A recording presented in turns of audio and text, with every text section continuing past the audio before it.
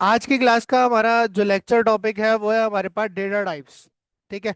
अच्छा, data types कोई specifically JavaScript का टॉपिक नहीं है। डेटा टाइप्स जो है वो एक कॉन्सेप्ट है या पार्ट है हर प्रोग्रामिंग लैंग्वेज का। किसका?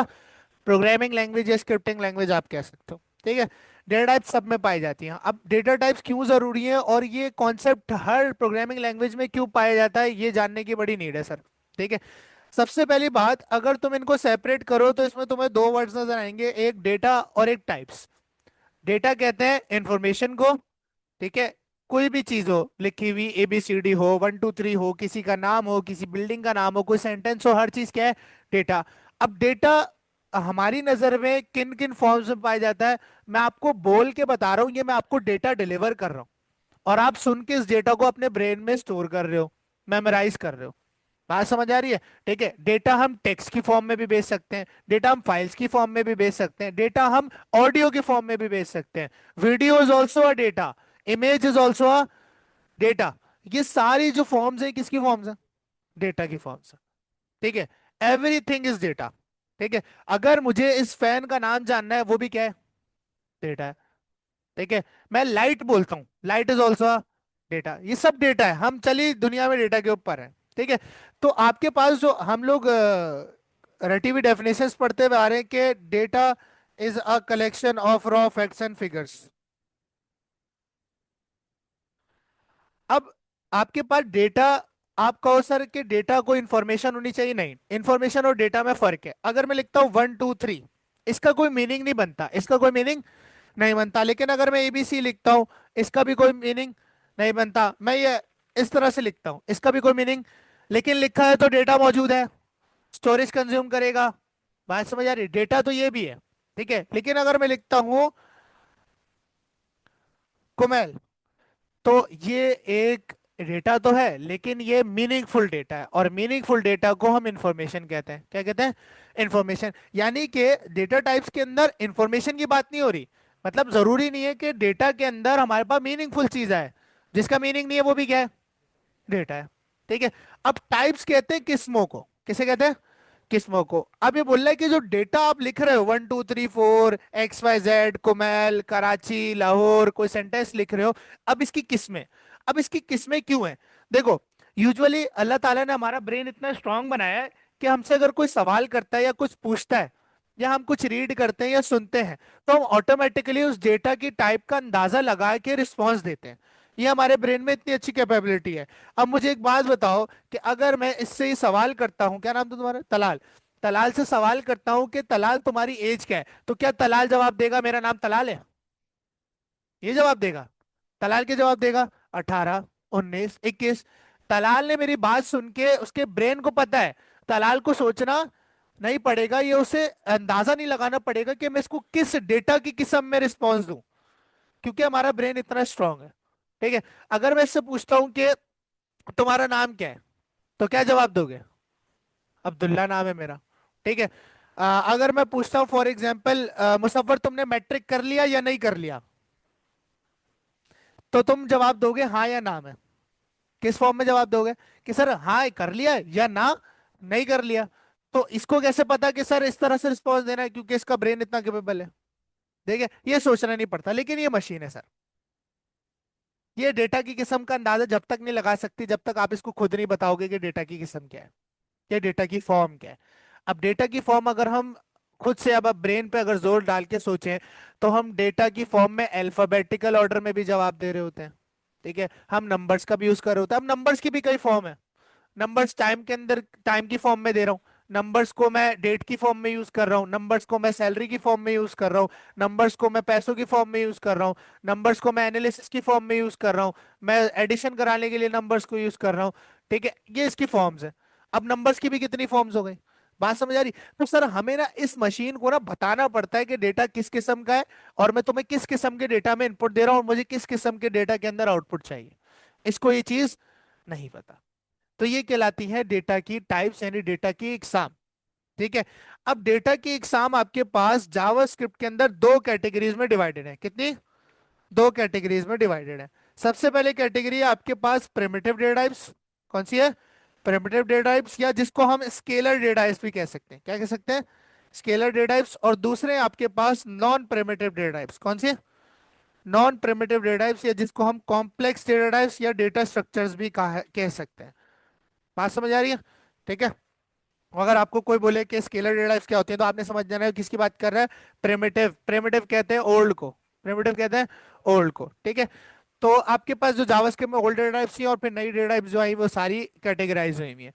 अभी हम कॉम्प्लेक्स डेटा टाइप्स या डेटा स्ट्रक्चर्स पे बात नहीं करेंगे, हम इन फ्यूचर जब फंडामेंटल्स पढ़ लेंगे सारे जावास्क्रिप्ट के तकरीबन, फिर हम डेटा स्ट्रक्चर्स को हाथ लगाएंगे ताकि फिर हमें वो अच्छे से समझ आए। तो अभी फिलहाल के लिए हम पढ़ रहे हैं सिर्फ प्रिमिटिव डेटा टाइप्स। कौन सी डेटा टाइप्स पढ़ रहे हैं? प्रिमिटिव। अब प्रिमिटिव में सबसे पहले जो डेटा टाइप है वो है सबसे आसान और सबसे इजी, वो है नंबर। अगर आप इस मशीन को इनपुट नंबर की फॉर्म में देना चाहते हो तो आप इसको बताओगे कि जो मैं नंबर दे रहा हूँ 32, ये नंबर फॉर्म का है, ये कोई अल्फाबेट नहीं है, ये कोई ट्रू और फॉल्स नहीं है, ये कोई सिंबल नहीं है। बात समझ आ रही है? ये कोई नल नहीं है, कोई अनडिफाइंड नहीं है, क्या है? नंबर है। उसको उसको ही पहचान नहीं है क्योंकि वो नंबर तो कन्वर्ट हो जाएगा जीरोस और वंस में। ये बात समझ आती है? बात समझ आती है? ठीक है। तो यहाँ पर आपके पास ये नंबर डेटा टाइप सबसे पहले आ जाती है। अब नंबर डेटा टाइप के अंदर आपके पास होल नंबर्स भी आ जाते हैं। ठीक है। आपके पास फ्लोटिंग पॉइंट नंबर्स यानी डेसिमल नंबर्स भी आ जाते हैं। ठीक है। और उसके बाद आपके पास यहाँ पर इन्फिनिटी भी आ जाता है और नोटा नंबर भी आ जाता है। ठीक है। ये अभी हम देखेंगे करके किससे आता है। ठीक है। नोटा नंबर तो वैसे एक तरह का एरर होता है, लेकिन इसको देखते हैं। ठीक है। अच्छा सर, होल नंबर्स कौन से होते हैं? 1 2 3 4। फ्लोटिंग पॉइंट डेसिमल नंबर्स 2.3 2.4 2.5, ये भी किस किस्म में आते हैं? डेटा टाइप की प्रिमिटिव डेटा टाइप नंबर के अंदर आते हैं। ठीक है। उसके बाद इन्फिनिटी नंबर जो है वो भी इसमें आ जाते हैं नंबर डेटा टाइप के अंदर, और नोटा नंबर भी नंबर डेटा टाइप के अंदर ही शामिल होता है। बात समझ आती है इतनी? ठीक है। तो ये आपके पास पहली डेटा टाइप हो गई। इसकी एग्जांपल क्या है भाई? 1 2 या 4.5 4.6, ये आपके पास नंबर डेटा टाइप हो गए। दूसरी डेटा टाइप और सबसे ज्यादा यूज होने वाली डेटा टाइप वो है स्ट्रिंग। स्ट्रिंग कहते हैं बहुत आसान जुबान में डबल कोट्स को या सिंगल कोट्स को। किसी कहते हैं?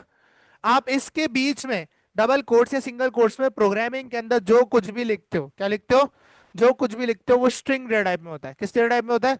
स्ट्रिंग। तो this is a string and this is also a string. ठीक है। अच्छा, इसका और आसान हल जो है ना बच्चों को बताता हूँ, क्योंकि स्ट्रिंग बच्चों को आसानी से समझ नहीं आती। हर वो चीज जो आपकी जावास्क्रिप्ट का पार्ट नहीं है या आपकी जो प्रोग्रामिंग लैंग्वेज आप यूज करो उसका पार्ट नहीं है, वो आप हमेशा स्ट्रिंग डेटा टाइप पे लिखोगे। किस में लिखोगे? स्ट्रिंग डेटा टाइप के अंदर। अब फॉर एग्जांपल हम लोग कंसोल डॉट लॉग लिख रहे थे, हमने डॉक्यूमेंट डॉट राइट लिखा था। डॉक्यूमेंट डॉट राइट जावास्क्रिप्ट का पार्ट था, कंसोल डॉट लॉग जावास्क्रिप्ट का पार्ट था, अलर्ट जावास्क्रिप्ट का पार्ट था। तो क्या हमने उसे डबल कोट्स में लिखा था? नहीं, उसे हमने डायरेक्ट लिखा था। बात समझ आ रही है? अभी हम वेरिएबल्स यूज करेंगे उसमें भी हम डबल कोट्स नहीं लगा रहे होते। ठीक है। लेकिन अलर्ट के अंदर जो मैंने अपना कस्टम मैसेज लिखा था वो जावास्क्रिप्ट का पार्ट नहीं था, कि दिस इज एन अलर्ट, या मेरा नाम मैंने लिख दिया, मैंने बोला आई एम तैयब या आई एम फैकल्टी। ये सारी चीजें अगर मुझे लिखनी है तो मैं किस डेटा टाइप का यूज करूंगा? स्ट्रिंग डेटा टाइप का। ये आसान हल है ये याद रखने के लिए। हर वो चीज, हर वो स्टेटमेंट या हर वो कोड जो आपकी लैंग्वेज का पार्ट नहीं है उसे आप स्ट्रिंग्स में रखते हो। किस में रखते हो? स्ट्रिंग में। प्रोग्रामिंग में स्ट्रिंग कहते हैं डबल कोट्स को या सिंगल कोट्स को। बात समझ आ गई? ठीक है। या और आसान, आप अल्फा न्यूमेरिक कैरेक्टर्स को इसमें रखते हो। किस में रखते हो? Alpha numeric plus special characters. ठीक है। फॉर एग्जाम्पल अगर मुझे वन, सिर्फ वन प्रिंट करना है, क्या प्रिंट करना है? वन, तो मैं simple simple number data type के अंदर डायरेक्ट लिख दूंगा, मुझे स्ट्रिंग्स की जरूरत नहीं, डबल कोट्स की या सिंगल कोट्स की जरूरत नहीं। लेकिन अगर मैं लिखना चाहता हूं तैयब, तो मैं इसको किस में लिखूंगा? डबल कोट्स में लिखूंगा या सिंगल कोट्स में लिखूंगा, स्ट्रिंग बना के लिखूंगा। अगर मैं लिखना चाहता हूं तैयब वन, अब यहाँ देखो अल्फाबेट्स भी हैं और नंबर भी है। ये जो आपका करेक्टर बना है ये अल्फा न्यूमेरिक कहलाएगा। क्या कहलाएगा? Alpha numeric. अब आपने सर देखा था पहले जब नंबर को अकेला लिखा जा रहा था, होल नंबर या फ्लोटिंग पॉइंट नंबर, उसमें स्ट्रिंग नहीं लगेगा, लेकिन अगर अल्फा न्यूमेरिक के साथ आ गया तो इसमें लाजमी लगेगा। नहीं नहीं। और अब ये नंबर नहीं कहलाएगा, ये भी क्या कहलाएगा? स्ट्रिंग कहलाएगा। ये स्टैटिक है, इस पे कैलकुलेशन परफॉर्म नहीं हो सकती। दूसरी एक और चीज के स्ट्रिंग्स होते हैं स्टैटिक। क्या होते हैं? स्टैटिक। ठीक है। यानी कि इससे आपको डायनेमिक काम नहीं कर सकते, जबकि आप नंबर में नंबर प्लस कर सकते हो। +1 करूंगा +1 हो जाएगा, लेकिन अगर मैं इसके अंदर +1 करूंगा तो ये एज इट इज शो होगा। स्ट्रिंग्स में जो चीज दी जाती है वो एज इट इज शो होती है। ठीक है, अगर मैंने लिखा तैयब 1+1, तो ये नहीं होगा तैयब 2 लिखा हुआ आएगा, ये नहीं होगा, यही लिखा हुआ आएगा तैयब 1+1। जो 1+1 है ये कोई नंबर नहीं है, वन अब नंबर नहीं है, वन स्ट्रिंग में आ गया, स्टैटिक हो गया, तो इस पे कैलकुलेशन परफॉर्म नहीं होगी। ठीक है, जबकि अगर मैं यहाँ लिखता हूँ 1+1, तो ये क्या हो जाएगा, 2 हो जाएगा। ये बात जहन में रखनी है, दो तीन चीजें स्ट्रिंग्स के हवाले से, डन है। ठीक है, उसके बाद आपके पास अगली डेटा टाइप कौन सी आ जाती है, बुलियन। कौन सी आ जाती है, बुलियन। ठीक है, बुलियन प्रोग्रामिंग में बहुत ज्यादा यूज होती है, बहुत ज्यादा, बहुत सारे ऐसे फंक्शन होते हैं जिनकी रिटर्न टाइप्स ऑलमोस्ट हर फंक्शन की रिटर्न आपको ट्रू फॉल्स देखने को मिल रही होगी इस तरह से। ठीक है, बुलियन कहते हैं हम ट्रू या फॉल्स को, हाँ या ना को, किसे, हाँ या ना को।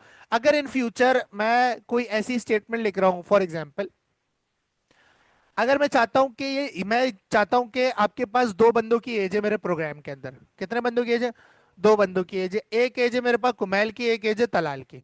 ठीक है, मैं प्रोग्राम के अंदर डिसाइड करवाना चाहता हूं कि जब प्रोग्राम रन हो तो प्रोग्राम खुद डिसाइड करे कि कौन बड़ा है, क्या डिसाइड करवाना चाहता हूं, कौन बड़ा है। ठीक है, तो मैं क्या लिखूंगा, अगर मुझे चेक करना है क्या कुमैल तलाल से बड़ा है, तो मैं लिखूंगा Kumail is greater than Talal. अगर मैं ये स्टेटमेंट बोल रहा हूं कि Kumail is greater than Talal, तो इसके रिस्पॉन्स में क्या आएगा, हाँ या ना। कुमैल तलाल से बड़ा है तो हाँ, कुमैल तलाल से बड़ा नहीं है तो ना। बात समझ आ रही है। ठीक है, तो इन इन सिचुएशंस में मुझे बुलियन डेटा टाइप का यूज करना पड़ता है। बुलियन डेटा टाइप में इंटेंशनली डिफाइन करता हूं कुछ चीजों में, लेकिन हर चीज में हम इसको इंटेंशनली नहीं कर रहे होते। कुछ ऐसी चीजें, ऑपरेटर्स होते हैं जो मुझे बुलियन रिटर्न कर रहे होते हैं। जैसे अगर मैं वाकई में प्रोग्राम में जावास्क्रिप्ट में लिखूं ना कि Kumail is greater than Talal, तो वो जो ग्रेटर देन का ऑपरेटर है वो मुझे ट्रू या फॉल्स में आंसर करेगा। किस में आंसर करेगा, ट्रू या फॉल्स में। वो मुझे एज प्रिंट करवा के नहीं दिखाएगा, वो ये बता देगा अगर कुमैल बड़ा होगा तलाल से तो ट्रू, और नहीं होगा तो फॉल्स। तो ये हाँ या ना का बड़ा कॉन्सेप्ट चल रहा होता है।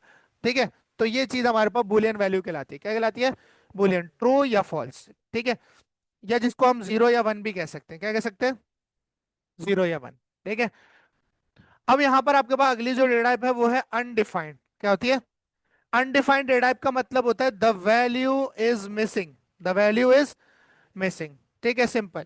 वैसे इसको इंटेंशनली डिफाइन नहीं करते, ये हमें रिस्पॉन्स में मिल रही होती है, किसी ना किसी स्टेटमेंट के एग्जीक्यूट होने पे एरर में मिल रही होगी, या जहां पर वैल्यू नहीं मिल रही होगी। फॉर एग्जांपल मैं कोई वेरिएबल डिफाइन करता हूँ, उसके अंदर कोई वैल्यू नहीं है, तो वो अनडिफाइंड वेरिएबल कहलाता है। क्या कहलाता है, जहां पर वैल्यू मिस होगी प्रोग्राम में, वो क्या चीज होगी, अनडिफाइंड होगी। ठीक है, उसके बाद आती है आपके पास नल। नल का मतलब होता है एम्प्टी, नल का मतलब होता है एम्प्टी, खाली, कुछ भी नहीं। Null is nothing. एक अनडिफाइंड है जिसमें वैल्यू मिसिंग है, वो एक्सपेक्ट कर रहा है, लेकिन नल में कुछ भी एक्सपेक्ट नहीं किया जाता। Null is nothing, null is nothing. ठीक है, वैसे तो ये निशानी होती है नल के ऑब्जेक्ट एम्प्टी है, ऑब्जेक्ट की वैल्यूज मिसिंग है, ऑब्जेक्ट अनडिफाइंड है, ये नल कहलाती है। लेकिन आपके लिए नल जो है वो क्या है, नथिंग, एम्प्टी, कुछ भी नहीं होता, तो नल कहलाती है। डन है। ठीक है, तो ये कुछ बेसिक प्रिमिटिव डेटा टाइप्स हैं जो आपको पता होनी चाहिए। अब इसको थोड़ा सा प्रैक्टिकली करके देख लेते हैं। 05G जावास्क्रिप्ट, और यहाँ पर डेटा टाइप्स का मैं एक फोल्डर क्रिएट करता हूँ, और इसको VS कोड में ओपन कर लेते हैं।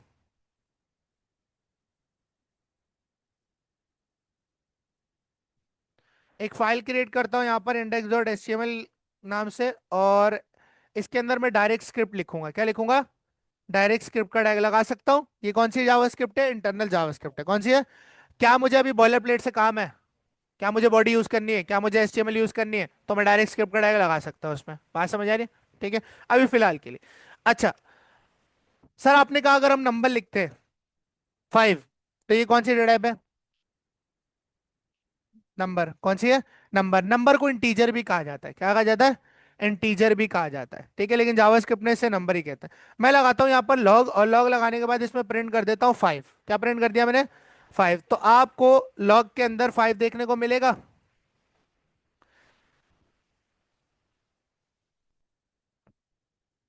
ये देखो 5 आ गया। ठीक है, अच्छा, अगर मैं चाहता हूं कि मेरे पास कोई भी डेटा है, अब 5 is a data, 5 is a data जो मैंने दिया है। ठीक है, इनपुट दिया है। अब यहां पर मैं चाहता हूं कि मुझे कंसोल के अंदर जावास्क्रिप्ट ये बता दे कि इस 5 की डेटा टाइप क्या है। ऑल तो मुझे पता चल रहा है, देखने से पता चल रहा है ये नंबर है, लेकिन मैं चाहता हूँ जावास्क्रिप्ट मुझे बताए। तो यहां पर मैं 5 से पहले लिख दूंगा टाइप ऑफ, क्या लिखूंगा, टाइप ऑफ। अब 5 नहीं प्रिंट करूंगा, लिखूंगा टाइप ऑफ 5। टाइप ऑफ क्या करता है, टाइप ऑफ एक आपके पास एक प्रॉपर्टी है या एक फंक्शन आप कह सकते हो जो आपको आगे लिखने वाले डेटा की डेटा टाइप बता देता है। क्या बता देता है? Data type. अब 5 प्रिंट नहीं होगा, अब क्या प्रिंट होगा? Data type. यहाँ रिफ्रेश किया, क्या आ रहा है? नंबर आ रहा है। किसी भी डेटा के पीछे टाइप ऑफ लिखने से आपको उसकी डेटा टाइप मालूम हो जाती है। तो आप देख सकते हो कि आपके पास डेटा टाइप हो चुकी है। अच्छा, अगर मैं 5 को डबल कोट्स में लिख दूं, अब इसकी डेटा टाइप क्या है? स्ट्रिंग है। यहाँ पर आए, यहाँ पर आने के बाद हमने रिफ्रेश किया, आप देख सकते हो अब 5 नंबर नहीं रहा। बस इसी वजह से आपको हर मशीन के अंदर जो है ना, आपको बताना होता है प्रोग्राम के अंदर कि किसकी क्या डेटा टाइप है। अब जाएगी तो 5 ही, पहले भी 5 जा रहा था। अब मशीन को बताना है, वो कंफ्यूज हो जाएगी कि भाई स्ट्रिंग है, नंबर है, क्या करना है इसके साथ। बात समझ आ रही है?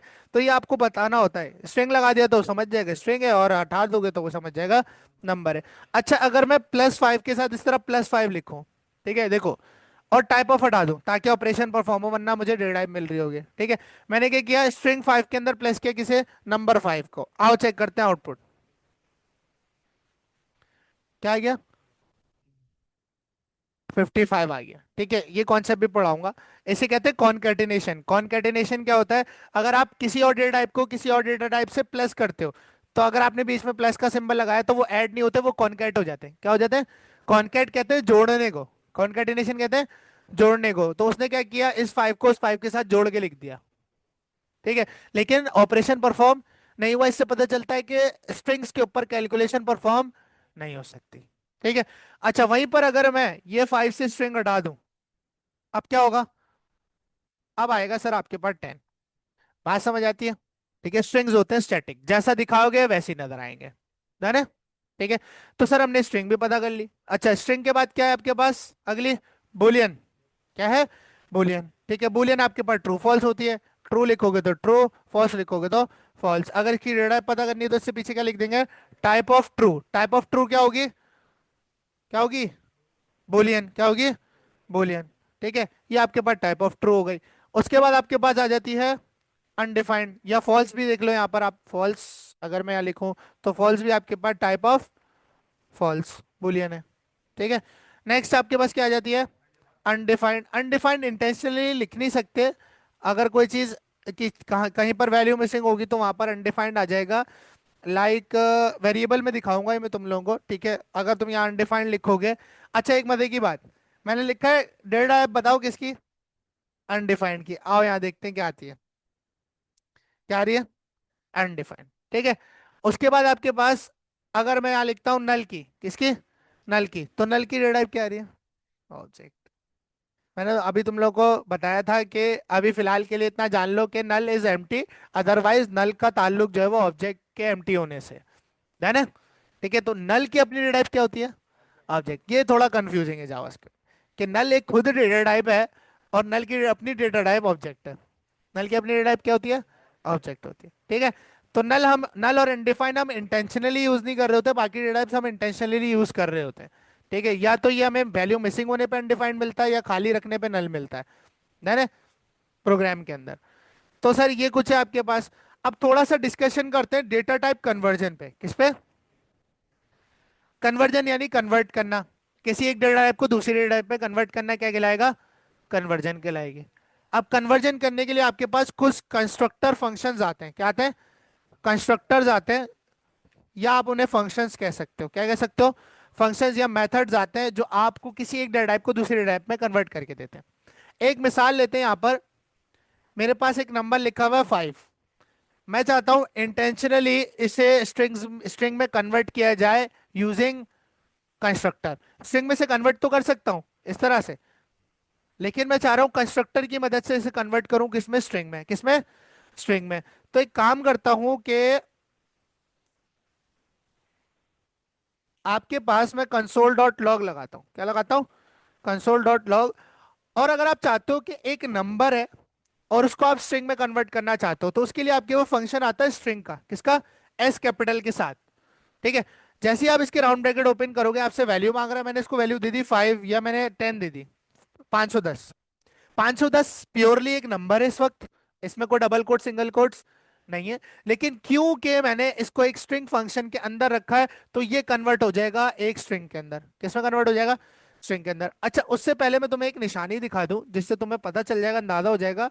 ठीक है, अगर मैं कंसोल डॉट लॉग करता हूं एक 10 नंबर को, और इसी को डुप्लीकेट करके एक स्ट्रिंग 10 को लॉक करता हूँ, ठीक है, ताकि तुम लोगों को अंदाजा हो जाए और तुम पहचान सको। तुम यहाँ देखो, स्ट्रिंग हमेशा ब्लैक कलर में आ रहा है कंसोल में, और नंबर ब्लू कलर में आ रहा है। अब याद रखना, इससे मुझे अंदाजा लगाना है। ठीक है, वैसे तो मैं वेरिएबल में रख के तुम्हें दिखा सकता हूँ, लेकिन अभी वेरिएबल्स हमने पढ़े नहीं है। ठीक है, अब ये चीज तुम लोगों ने याद रखनी है। ठीक है, अब यहाँ पर अगर मेरे पास ये प्योर नंबर होगा तो ब्लू कलर में आएगा, कंसोल लॉग में क्या आएगा? ब्लू कलर में आएगा। और स्ट्रिंग बन जाएगा तो ब्लैक कलर में आएगा। आओ रिफ्रेश करते हैं।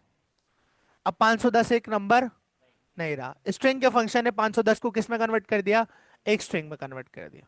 मतलब उसने क्या किया होगा? 510 के आगे पीछे स्ट्रिंग्स लगा दिए होंगे। बात समझ आती है? ठीक है। अच्छा, यहीं पर एक और चीज है आपके पास, बुलियन। किस है? अगर आपको किसी भी वैल्यू को बुलियन यानी ट्रू फॉल्स में कन्वर्ट करना है, जो कि हम किसी भी वैल्यू को कर सकते हैं। ठीक है, लेकिन यहां देखो, अगर मैं बुलियन वैल्यू के अंदर लिखता हूं जीरो, क्या लिखता हूं? जीरो। जीरो एसोसिएट किससे होगा? फॉल्स से ट्रू से? फॉल्स से, तो जीरो कन्वर्ट हो जाएगा किसमें? फॉल्स में। आओ यहां देखो, जीरो कन्वर्ट कर दिया बुलियन के फंक्शन ने फॉल्स में, और आपको कंसोल डॉट लॉग करके दिखा दिया। अच्छा, एक मजे की चीज और मैं आपको बता दूं, जब भी आप फंक्शंस वगैरह देखते हो ना, ठीक है, तो बॉड मास का रूल ना ध्यान में रखना है, एक ट्रिक है। ठीक है, कि आपके पास हमेशा ना अंदर वाली चीज पहले रिजॉल्व होगी, बाहर वाली चीज बाद में रिजॉल्व होगी। पहले वो जीरो उठाएगा, बुलियन को मिलेगा, बुलियन जीरो को फॉल्स में कन्वर्ट करेगा, फिर कंसोल डॉट लॉग हो रहा है। तो आप ये देखो कि ब्रैकेट के अंदर से बाहर एग्जीक्यूशन हो रही है। अगर बाहर से अंदर हो रही होती तो पहले कंसोल लॉग होता, बाद में कन्वर्ट होता। ठीक है, तो ये भी आपने ध्यान में रखना है कि अंदर वाली चीज पहले एग्जीक्यूट होगी, ब्रैकेट के अंदर वाली चीज। बात समझ आ गई? ठीक है, तो जीरो को कन्वर्ट कर दिया। अगर मैं यहाँ वन लिख दूंगा तो क्या आ जाएगा? ट्रू आ जाएगा। अच्छा, अगर मैं यहाँ एम्प्टी स्ट्रिंग रख दूं, क्या रख दूं? एम्प्टी स्ट्रिंग, तो क्या आएगा? फॉल्स आएगा। क्या आएगा? फॉल्स। अब स्ट्रिंग रखा लेकिन स्ट्रिंग में कोई वैल्यू नहीं है, तो बुलियन कहता है वो मेरे लिए फॉल्स है। वो क्या है? लेकिन अगर मैं इसमें एक भी लेटर लिख दूं, जैसे मैंने ए लिख दिया, पूरा नाम लिख दो, सेंटेंस लिख दो, कुछ भी लिख दो, यहाँ रिफ्रेश कराइए, इसके लिए क्या हो गया? ट्रू। अगर स्ट्रिंग एम्प्टी स्ट्रिंग है तो फॉल्स, स्ट्रिंग में कुछ लिखा हुआ है तो ट्रू। बुलियन के लिए वो चीज ट्रू है। हाँ हाँ, ठीक है, डन है। ये बात समझ आ गई? ठीक है। अच्छा, अब यहां पर आती है आपके पास नंबर। क्या आती है? नंबर का भी फंक्शन आता है। अगर आपको किसी वैल्यू को नंबर में कन्वर्ट करना है तो नंबर का भी कंस्ट्रक्टर आता है आपके पास। नंबर में मैं लिख देता हूं ट्रू। ट्रू दिया है, नंबर को किस में देगा? वन देगा। क्या देगा? वन देगा। और नंबर देगा तो ब्लू से आएगा। उसने ट्रू को किस में कन्वर्ट कर दिया? वन में कन्वर्ट कर दिया। और अगर मैं इसको फॉल्स दूंगा तो जीरो कर देगा। ठीक है। अच्छा, नंबर तो इसको दूंगा नहीं, ऑब्वियस सी बात है, अगर नंबर देना है तो कन्वर्ट क्यों करवाऊंगा? इसको स्ट्रिंग में नंबर देते हैं। अगर कंसोल डॉट लॉग में 89 ब्लैक से आएगा तो स्ट्रिंग है, ब्लू से आएगा तो नंबर में कन्वर्ट हो जाएगा। ऐसा ही है, ऐसा ही है। यहाँ पर है, रिफ्रेश किया, किस कलर से आ रहा है? यानी कि नंबर ने स्ट्रिंग 89 को नंबर में कन्वर्ट कर दिया, उसने इसके स्ट्रिंग हटा दिया। तो ये आपके पास कुछ कन्वर्जन फंक्शंस हैं जो हम काम आ रहे होते हैं हमारे पास प्रोग्राम के अंदर, ये आपको पता होने चाहिए। कि फॉर एग्जांपल कोई एक डेटा टाइप उसे चेंज करना है, या किसी और डेटा टाइप के अंदर चेंज करना है, वगैरह वगैरह। ठीक है। अच्छा, इसके अलावा ना, नंबर के अलावा आपके पास एक और होता है, पार्स करके फंक्शन होते हैं। क्या होते हैं? Parse and parse float. ठीक है, अगर आप पार्स एंड लगाते हो और पार्स एंड में आप कोई भी स्ट्रिंग देते हो, देखो आपसे क्या मांग रहा है? स्ट्रिंग मांग रहा है। कि इंटीजर का मतलब है नंबर, यानी कि पार्स करेगा, यानी कन्वर्ट करेगा किसी भी स्ट्रिंग को नंबर के अंदर। किस में कन्वर्ट करेगा? नंबर के अंदर। इसको मैंने एक स्ट्रिंग दे दी 789 की, किसकी? और इसे कंसोल डॉट लॉग में रखते हैं ताकि प्रिंट हो जाए, ऐसा ही है? वरना इसके बगैर तो प्रिंट नहीं होगा। अब मैं क्या कह रहा हूँ, पार्स एंड क्या करो, 789 को कन्वर्ट करो किसमें? नंबर में, इंटीजर में, और कहा शो करा दो? कंसोल के अंदर। रिफ्रेश किया, देखो ब्लू कलर से आ रहा है ना? इसी तरह पार्स फ्लोट भी होता है, इसी तरह पार्स फ्लोट भी होता है। ये बात समझ आ गई? तो पार्स एंड यूज करो या नंबर यूज करो, it's up to you. Done है भाई? ठीक है, नंबर कन्वर्जन मेथड समझ आ गए? ठीक है, डेटा टाइप समझ आई? ठीक है, तो ये हम आगे चल के यूज कर रहे होंगे, आपने जहन में बिठा लेना, अगली क्लास में हम वेरिएबल्स पढ़ेंगे।